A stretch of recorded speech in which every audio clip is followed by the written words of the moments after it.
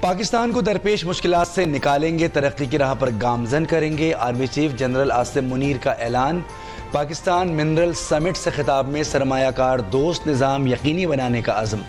بیرونی سرمایہ کاروں کو ملک میں موجود معدنیات سے استفادہ کی دعوت۔ کہا ملکی معیشت کی بہتری کے لیے کردار ادا کرنا سب کی معاشرتی ذمہ داری ہے۔ پاکستان معدنیات سے مالا مال ہے۔ معدنیاتی پروجیکٹس عوام کی ترقی کا زینہ ہیں۔ حکومت نے تمام شراکت داروں کو ایک پلیٹ فارم پر لانے کے لیے SIFC قائم کیا۔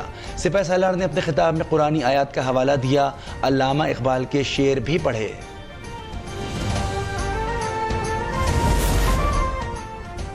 کرپشن پاکستان کی ترقی میں بڑی رکاوٹ بنی۔ کرپٹ لوگوں کو چھوٹ دی گئی۔ نیب لوگوں کو سیاسی انتقام کا نشانہ بناتا رہا۔ باتیں بہت ہو گئی، ماضی کی غلطیوں سے سیکھ کر آگے بڑھانا ہے، ترقی کے اہداف حاصل کرنے ہیں۔ وزیر اعظم شہباز شریف کا پاکستان منرل سمٹ سے خطاب۔ کہا زہر گھول کر معاشرے کو تقسیم کیا گیا۔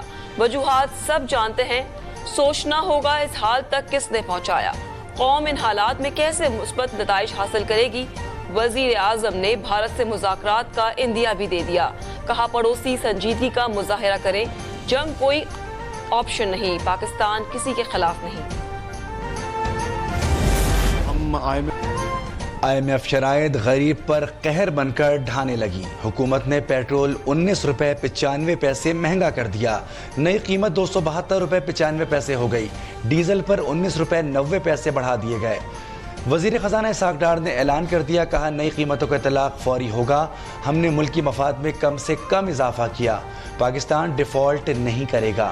ہم درست معاشی سمت میں جا رہے ہیں۔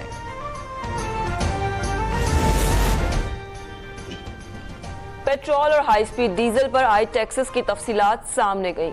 دستاویز کے مطابق حکومت پیٹرول پر 71 روپے 58 پیسے فی لیٹر ٹیکس وصول کر رہی ہے۔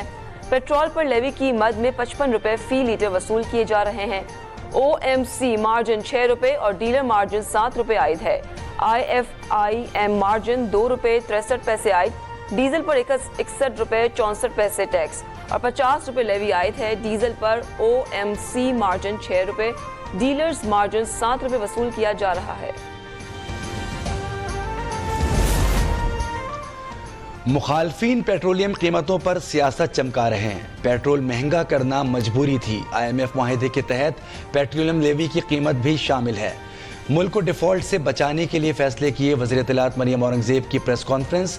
کہا سابق حکومت نے IMF معاہدے کی خلاف ورزی کی تھی۔ ہم معیشت میں استحکام لائیں گے۔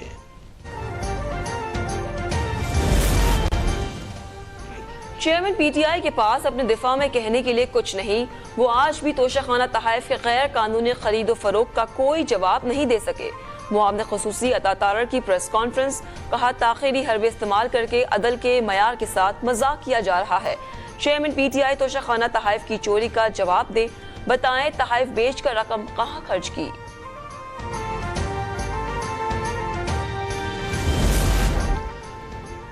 چین کے نائب وزیر اعظم ہی لی فینگ دورہ پاکستان مکمل کر کے وطن واپس روانہ۔ وفاقی وزیر منصوبہ بندی احسن اقبال نے معزز مہمان کو رخصت کیا۔ چینی نائب وزیر اعظم نے CPEC کی 10 سالہ تقریب میں شرکت کی۔ دونوں ممالک کے درمیان مختلف یادداشتوں اور معاہدوں پر دستخط بھی ہوئے۔ The burning and desecration of the Holy Quran is provocative, deeply insulting and hurtful. It is baffling how so few can hold so many hostages to their hate against Islam and Muslims. وزیر خارجہ بلاول بھٹو کی OIC کے virtual اجلاس میں شرکت۔ قرآن پاک کی بے حرمتی کے واقعات پر شدید تشویش کا اظہار کیا۔ کہا ان گھناؤنی حرکتوں پر دنیا بھر میں مذمت کی گئی، ہم ان کا خیر مقدم کرتے ہیں۔